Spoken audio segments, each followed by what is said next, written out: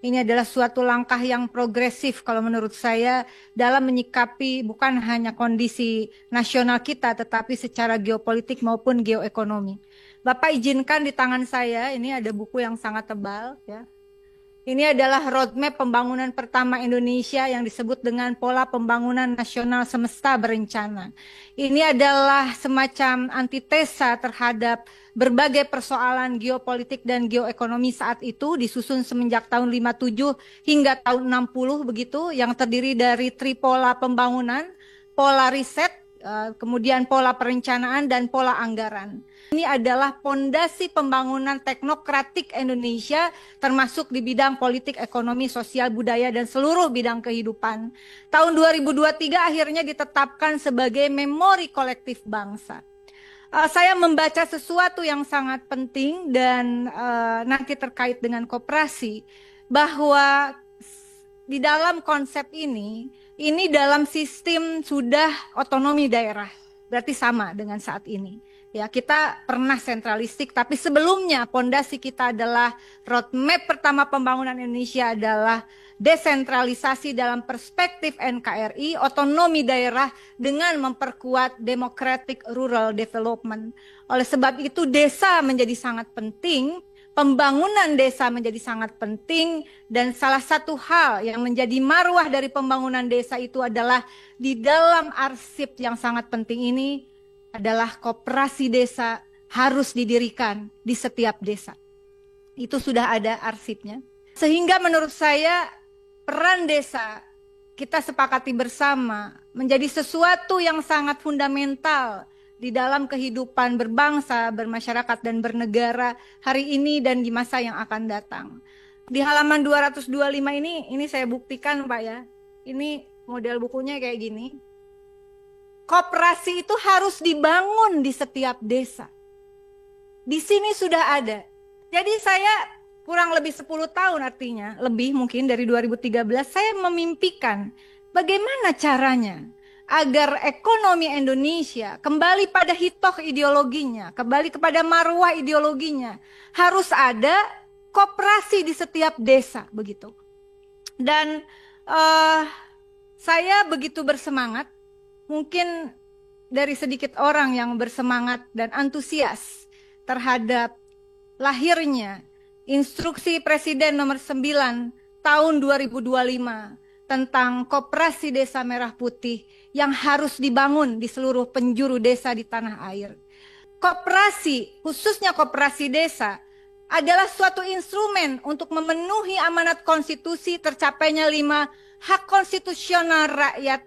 Hak kesejahteraan rakyat, pertama adalah terpenuhinya hak rakyat atas sandang, pangan, dan papan. Kedua, terpenuhinya hak rakyat atas pendidikan dan kebudayaan. Ketiga, kesehatan, pekerjaan, dan jaminan sosial. Keempat, kehidupan sosial, perlindungan hukum, dan HAM. Dan yang kelima adalah terpenuhinya hak rakyat atas lingkungan hidup yang baik, aman, dan nyaman.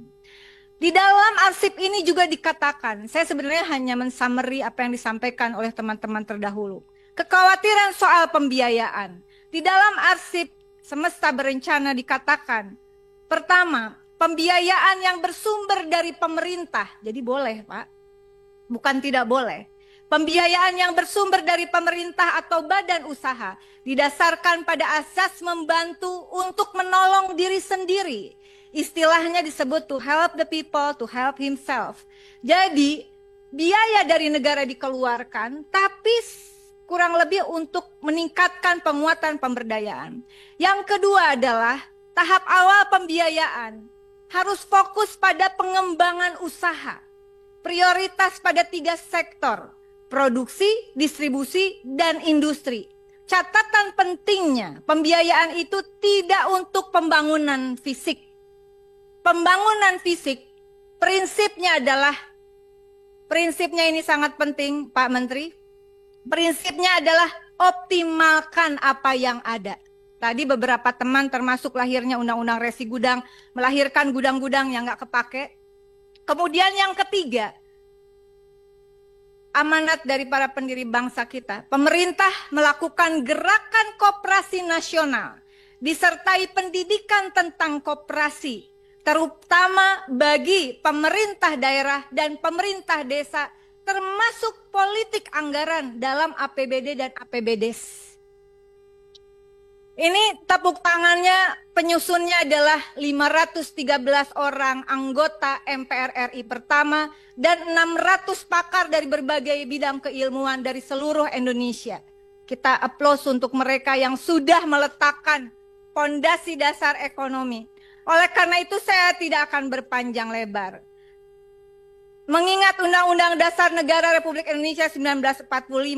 Kedua, mengingat TAP MPR nomor 16 tahun 1998 tentang politik ekonomi dalam rangka demokrasi ekonomi. Ketiga, undang-undang tentang Pemda. Keempat, undang-undang tentang desa. Kelima adalah Inpres nomor 9 tahun 2025 tentang percepatan pembentukan Koperasi Desa Kelurahan Merah Putih. Kemudian yang keenam ada surat edaran Menkop nomor 1 tahun 2025 tentang cara pembentukan koperasi dan merah putih.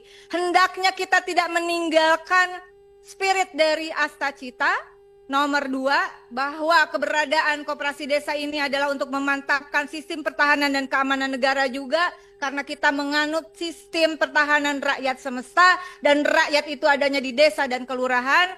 Kemudian mendorong kemandirian melalui swasembada pangan, energi, air, aircraft, ekonomi hijau dan biru. Dan yang keenam adalah membangun dari desa dan dari bawah untuk pemerataan ekonomi dan pemberantasan kemiskinan. Berdasarkan arsip sejarah dan berdasarkan prinsip-prinsip konstitusional yang kita yakini dan menjadi sumpah jabatan kita bersama.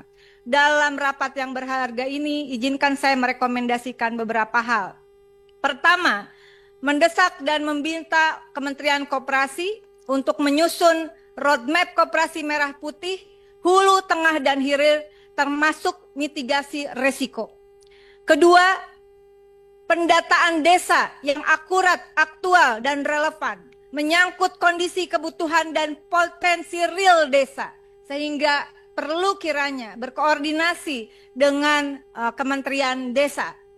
Yang ketiga adalah terkait skema pembiayaan, menyusun skema pembiayaan yang bersumber dari pemerintah pusat, daerah, dan desa, serta dari badan usaha, negara maupun swasta, serta mitigasi resiko dari pembiayaan ini.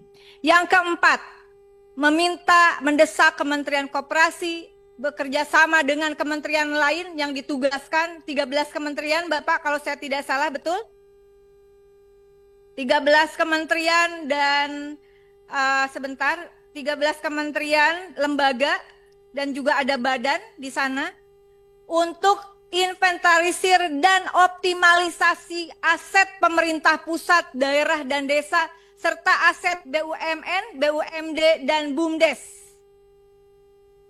Yang juga melakukan inventarisir terhadap koperasi yang telah existing dan bidang usahanya apa. Sehingga ini tidak terjadi bentrokan-bentrokan atau bisa diminimalisir lah konflik di bawah ini. Yang kelima adalah mendesak Kementerian Koperasi fokus usaha koperasi sesuai dengan amanat para pendiri bangsa kita. Di bidang produksi, distribusi, dan industri, terutama 5 bidang industri yang menjadi penting juga produksi dan distribusinya, yaitu pertama, sandang, pangan, dan papan. Kedua, energi khususnya energi terbarukan. Ketiga, bahan baku industri. Keempat, farmasi dan obat-obatan tradisional, serta pariwisata.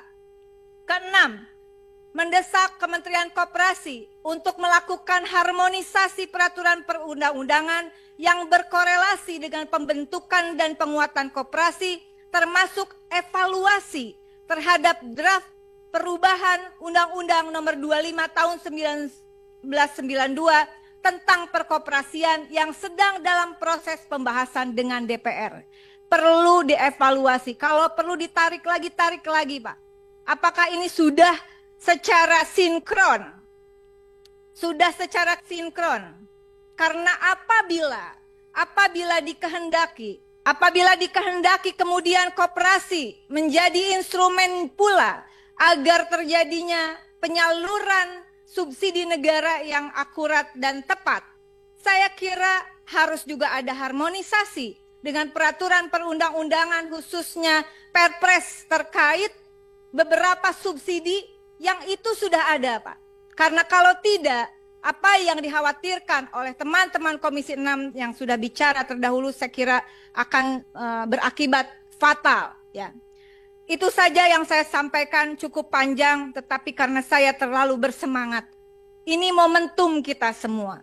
Ini bukan hanya persoalan kehendak orang per orang.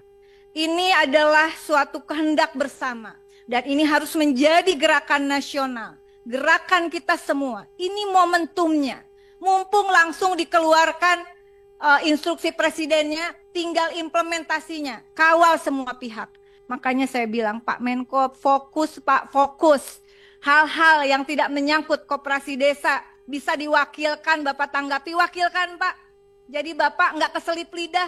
Dan ini sangat penting, karena ini adalah hajat besar Pak Menko. Hajat besar Pak. Jangan sampai gagal Pak. Momentum tidak datang 2 kali Pak. Ini legacy Pak. Kalau berhasil ini menjadi legacy untuk bangkitnya ekonomi Indonesia. Kalau tidak berhasil, ini jajaran Kementerian Koperasi adalah orang yang paling bertanggung jawab dunia akhirat. Ya, kalau ini sampai gagal. Saya sangat antusias karena bagi saya ini harus menjadi legacy kita bersama karena kita sedang menjalankan hutang sejarah dari para pendiri bangsa yang harus kita lunasi. Terima kasih. Wallahul muwaffiq ila aqwamit thoriq. Wassalamualaikum warahmatullahi wabarakatuh.